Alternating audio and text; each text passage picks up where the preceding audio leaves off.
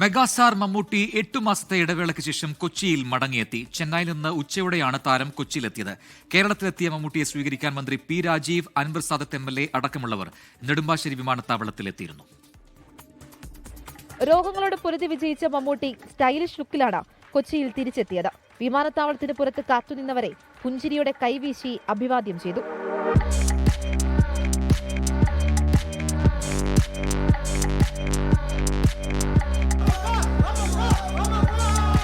മമ്മൂട്ടി ഗ്യാരേജിലെ പുതിയ വാഹനം land cruiser സ്വയം ഡ്രൈവ് ചെയ്ത എളംകുളത്തെ വീട്ടിലേക്ക്.